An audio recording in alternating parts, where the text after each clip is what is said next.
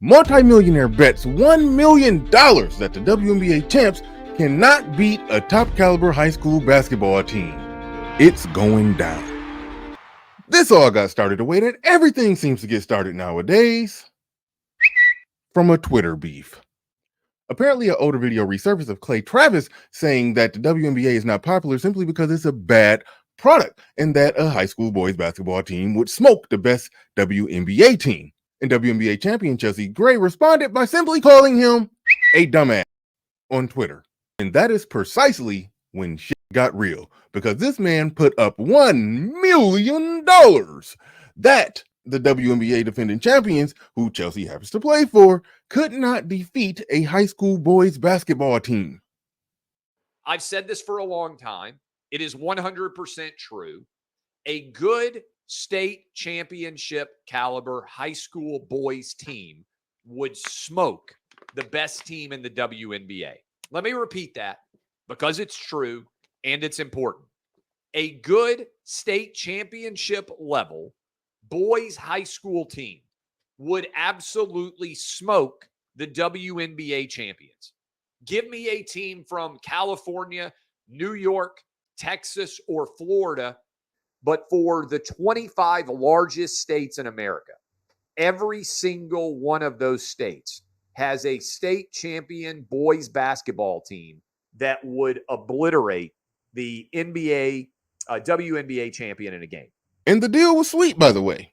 He didn't say that the money would go to a charity of their choice. No, he's saying that he will give that money. It will go right into their pockets. And we know they need the money because we know that they're broke, because they tell us all the time that they're broke. We are not asking to get paid what the men get paid.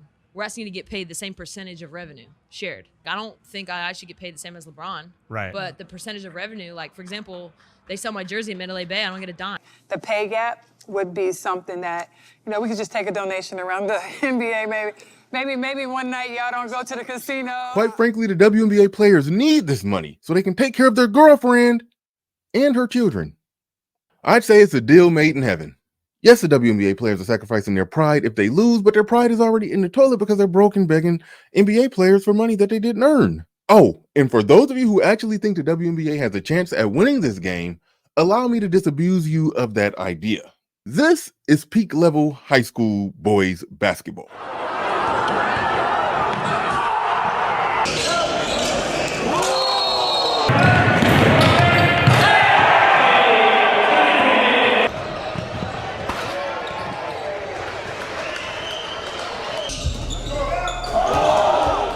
This was the first dunk in the WNBA. This was the last dunk in the WNBA. So yeah, we're talking bigger, stronger, faster, and even taller, because this is the height of the WNBA champs. In high school, we didn't get nervous until we saw a couple 6'8", 6'7" on the roster pamphlet. And I know it's not all about athleticism. It is a game of skill. And oh yeah, by the way, the high school boys have that in overabundance as well. So, why aren't they playing this game? Well, there's one stumbling block. And it's not that the WNBA players don't want to risk the embarrassment of publicly taking an L to the high school boys, because as I already pointed out, their pride is already in the toilet because they were literally seen publicly begging NBA players for money. That camera didn't lie. They'll take that L to the high school boys and sink a little lower on the pride scale if they all get to split $1 million 12 ways. So still a deal made in heaven, but he included in the deal that the WNBA players would have to put up $1 million if they lose to the high school boys, and the money and the proceeds, he would then give it to the boys' high school basketball team. And they can't take that deal simply because they ain't got it.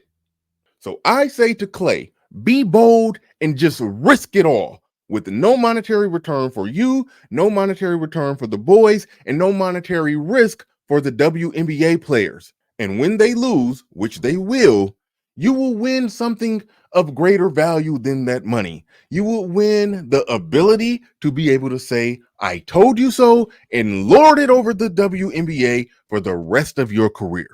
Make it happen.